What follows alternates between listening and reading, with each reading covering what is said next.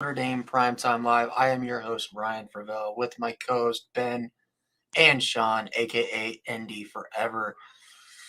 We are back after another long week of people stressing about who the quarterback was going to be.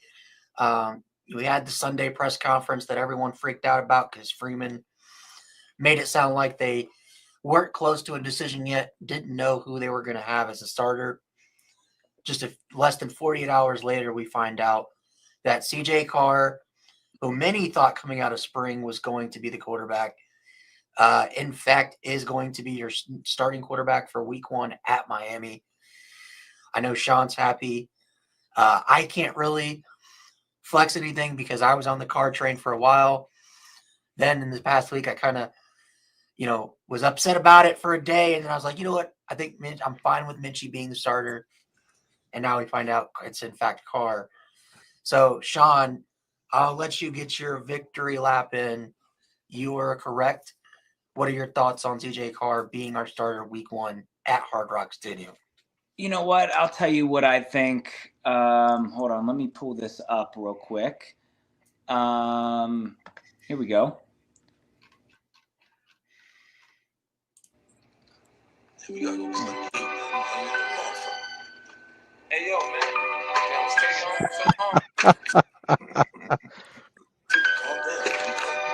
You gotta sing along to it.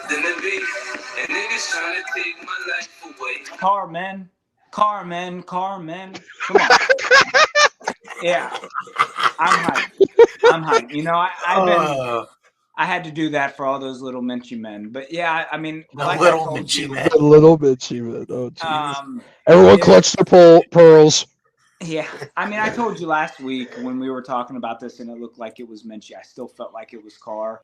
But based off everything I was hearing and based off seeing too, I mean, versus media, but I still had that feeling it was Carr. And I stuck with my prediction with it. If it was Minchie, like I told you last week, I would be so happy and I'd rally behind Minchie. It's nothing against Minchie. I think he's going to be great. And I hope that he has a bright future ahead of him at Notre Dame. But I'm super pumped. This is the quarterback I've wanted. This is the elite guy that we needed, right? And we'll talk about the differences between the two later. But this is as good as you can get. I said in a space earlier that you don't want a guy that's, if we have another check down queen, not saying Minchie would be that. If you have another check down queen, you're going to make the playoffs, but you're not going to win. You need a game changer, not a game manager, right? This guy, yes, there's going to be learning curves, but this is going to probably be the best quarterback we've had as a quarterback in a minute. This is big. Like, this is big that Carr is the starter. And why I think Minchie early on probably could be the better option in terms of playing it safe or just accuracy or things. The learning curve from Carr, in the long run, I think the difference between Minchie and Carr is making the playoffs consistently or eventually winning a natty. And I do think Carr is the one that could do that. And I mean, this is just a fantastic elite decision by Freeman. I'm just happy that the university picked their quarterback and the battle's over so Notre Dame fans can stop clashing. But yeah, Carr, man, I'm so excited.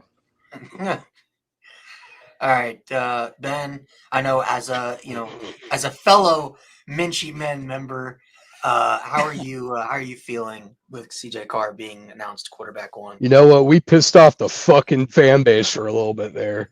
We had grandma and grandpa clenching their pearls for a little bit. I want to say this: the Minchie Men, this isn't towards Sean. This is towards other people in the Notre Dame fan base who did certain things when we were getting the intel that Minchie might be the starter, or as Brian Driscoll would say, my sources say it's guaranteed he's going to be the starter. They've already told the team. Then fuck it. Oh my God. Brian Driscoll has set this fan base back so many damn years. It's like de-evolutionizing.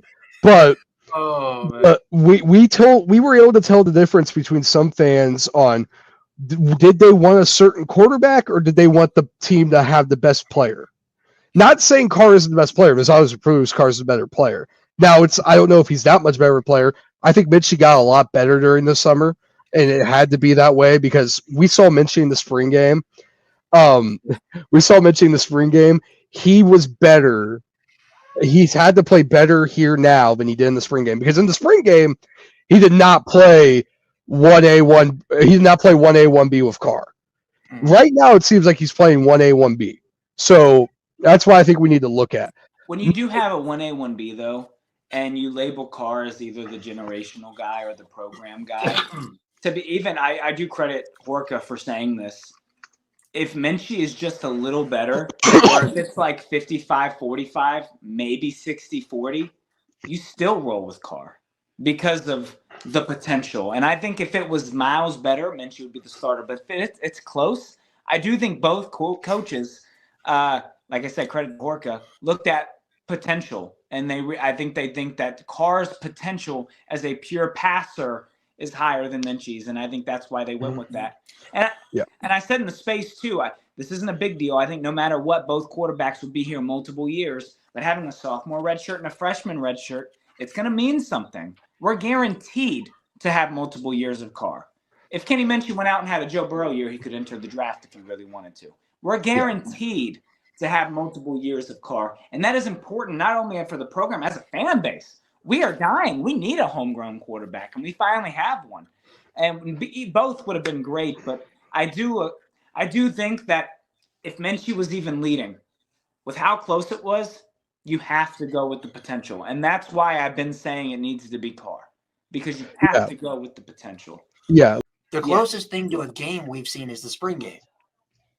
At least that's been televised. Because I don't know about you guys, but for me, the writers can tell us one thing, but your eyes can tell us another one. And the only two times that we saw both of these guys play spring games live, Carr looked better in both spring games. Yeah, and so I think that's where we find a confusion here, at least between me and you, Fravel. I don't think it's that Carr didn't live up to the hype if he didn't get named quarterback one.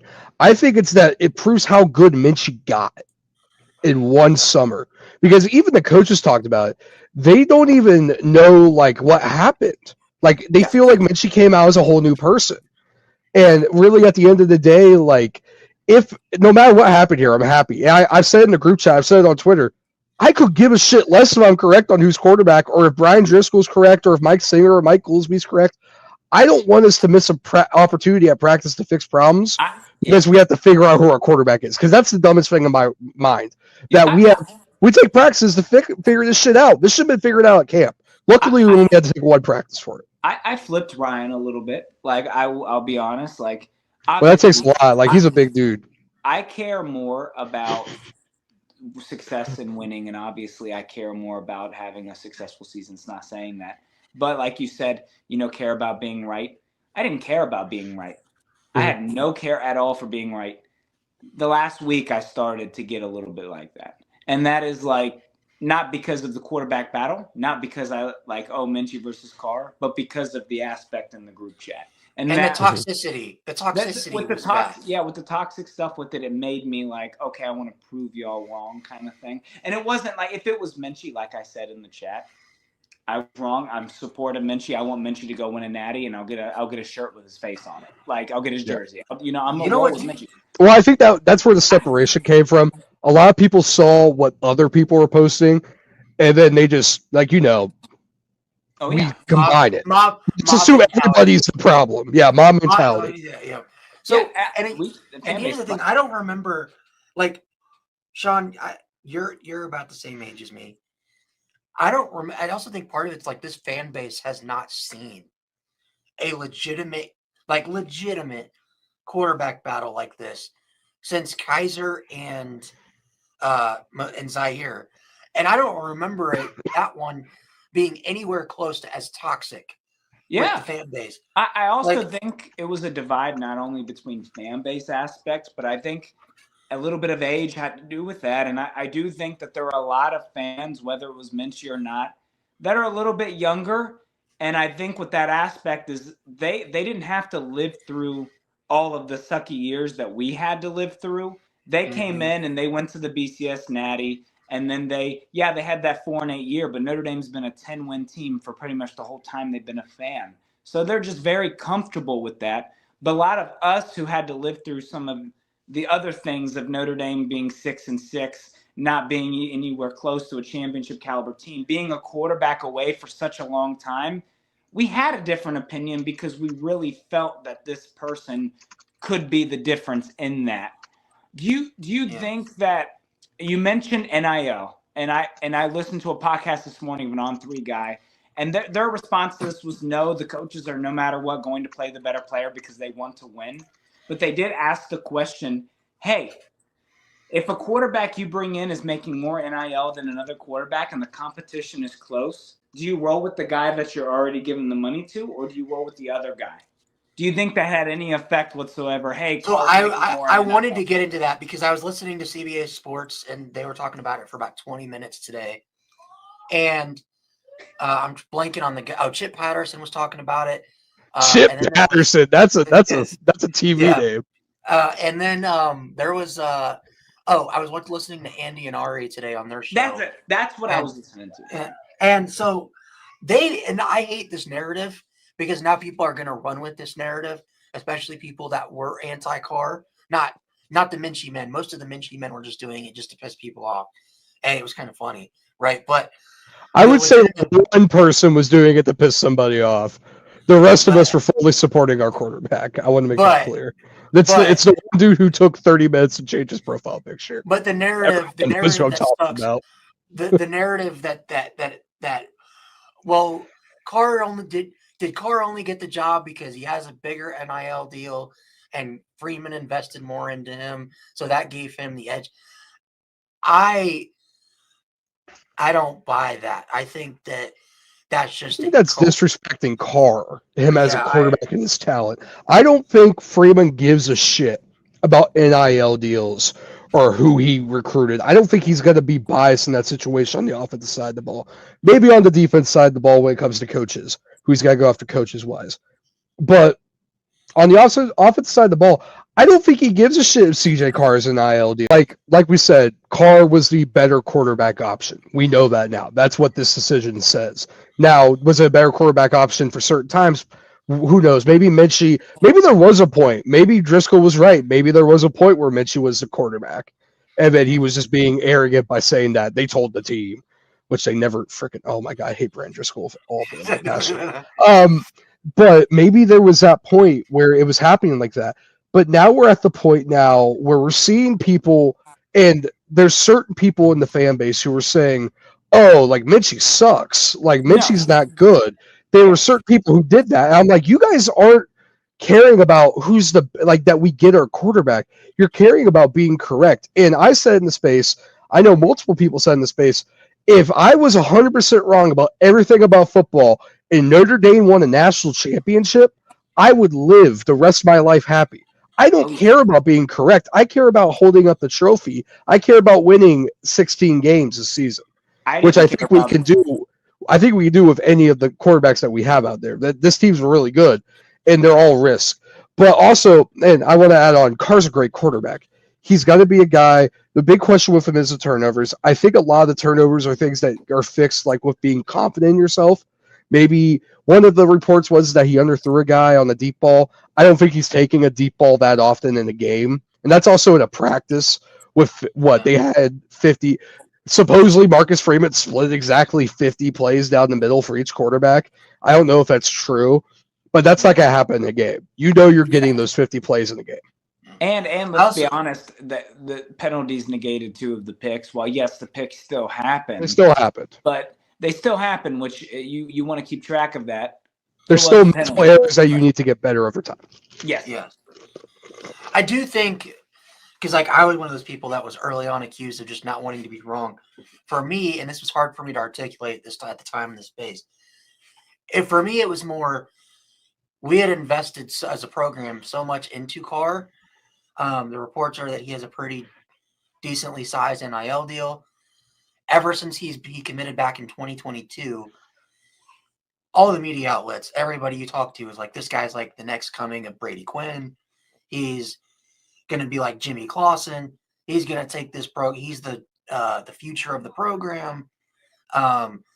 Every national media thing you talk to, it's like, he's not Arch Manning, but he's Notre Dame's version of Arch Manning. And like, to me, it was more of like, I couldn't comprehend that we got lied to and that all the hype was for nothing. And Carr wasn't the guy that he was supposed to be. Yeah. And it took me a day to kind of be like, hey, maybe Minchie, and it wasn't like more Minchie was bad. I just thought the Carr, from what we had seen in spring games, which people be like, oh, it's spring games. When both of them haven't played. I think CJ Carr is going to be the first quarterback drafted in the first 2-3 rounds in an NFL draft in a long time.